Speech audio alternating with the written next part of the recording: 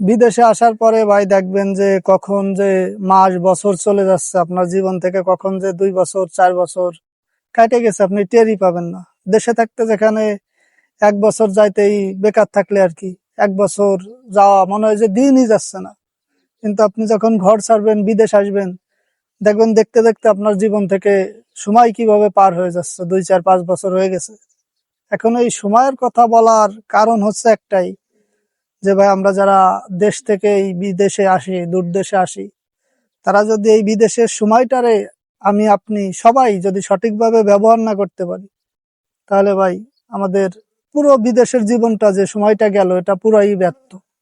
আপনি বাংলাদেশে থাকতেও যা, এই বিদেশ আসার পরও আপনার একই দশা হবে, কোনো পরিবর্তন হবে না। আমাদের বাংলাদেশিদের অনেকেই দেখা যায় যে টুকটাক কাজ করে সৌদি আরবে, হয়তো 8 ঘন্টা বা 10 ঘন্টা ডিউটি। অনেকের আছে অনেক বেশি ডিউটি, যারা প্ল্যান্টে কাজ করে। কিন্তু বেশিরভাগই দেখবেন যারা কোম্পানিতে ডিউটি করে আসার পরে যে টাইমটুকু পায়, না নতুন কিছু শেখার চেষ্টা করে, না নতুন কিছু জানার আগ্রহ আছে। দিন রাত শুধু মোবাইল মোবাইল আর মোবাইল, রুমে সব জায়গায় খালি মোবাইল চাইপে ঘন্টার পর ঘন্টা পার করে দেয়। দিন শেষে দেখা যায় যে মাস বছর চলে যায়, 2 4 5 বছর চলে যায়, শুধু ওই দিনটা শোধ দিতে দিতে বিদেশে আইসে ওই 5 লাখ টাকা দাইছে, ওই 5 লাখ টাকা শোধাতেই দেখা গেল যে 5 বছর হয়ে গেছে।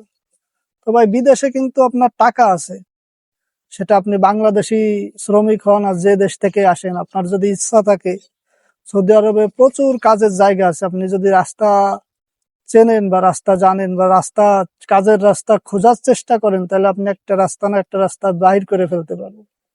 কিন্তু আপনি যদি কাজ একটু পাইছেন মানে মাসে 1,000 রিয়াল বেতন পান, বাকি টাইম আপনি ওয়েস্ট করতেছেন, মোবাইল চাপতেছেন, মাসে টুকটাক একটা কাজ করতেছেন, বাস হয়ে গেল, আর কোনো কিছুর ধার ধারেন না, দিনভর মোবাইল চাপা, তারপরে শুয়ে থাকা, এইভাবেই যদি প্রবাস জীবন কাটান, তাহলে ভাই আপনার ওই শুধু শুধু আশা হবে। ধরেন আপনার জীবন থেকে 5 বছর লস, আপনি 5 লাখ টাকা হয়তো শুধাবেন 5 বছর ধরে, তাহলে আপনার বিদেশে এসে লাভ কি? কিন্তু ভাই আপনি যদি একটু একটু করে আপডেট হন, বিভিন্ন জায়গায় যান, নতুন কোনো স্কিল শেখেন, তাহলে কিন্তু আপনার এই দেশে কাজ না করলেও মানে পরের চাকরি না করলেও হয়।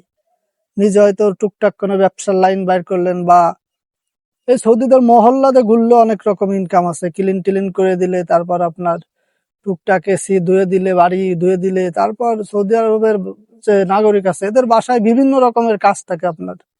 এইসব কাজের আপনি ডিউটির পরেও যদি বারোয় ঘোরাঘুরি করেন, তাও অনায়াসে 50 রিয়াল 100 রিয়াল প্রত্যেকদিন ইনকাম করা যায় যদি আপনার চেষ্টা থাকে।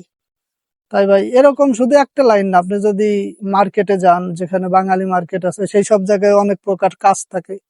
এই কাজগুলো যদি আপনি খোঁজার চেষ্টা করেন বা করা শুরু করেন, দেখবেন যে আস্তে আস্তে আপনি মাসে অনেক টাকা ইনকাম করতে পারতেছেন। আর একই ভাবে আপনি যদি রুমে বসে থাকেন, আপনার ওই রুমে বসে থাকাই হবে, আপনার টাইমটাই ওয়েস্ট হবে। তাই বা আমরা যারা বিদেশে আইছি, তারা সবসময় মাথায় রাখবো আমাদের সময়টা যাতে অপচয় না হয়।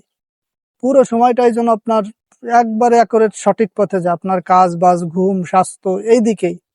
আপনার জন্য ওই মোবাইল চাইপে চাইতে আপনার ক্যারিয়ারের ক্ষতি, আপনার স্বাস্থ্যের ক্ষতি, সব দিকের ক্ষতি না করেন। শুধু মোবাইল না, আপনার সব রকম বাজে আড্ডা থেকে বিদেশে আপনি সরে থাকলেই আপনার জন্য ভালো। তো এটাই আর কি ভাই, বিদেশে আসলে আমাদের সবার উচিত যে সময়ের অন্তত পক্ষে সৎ ব্যবহার করা। তো ধন্যবাদ, সবাই ভালো থাকবেন, সুস্থ থাকবেন, এবং আমার চ্যানেলটাকে সবাই সাবস্ক্রাইব করবেন।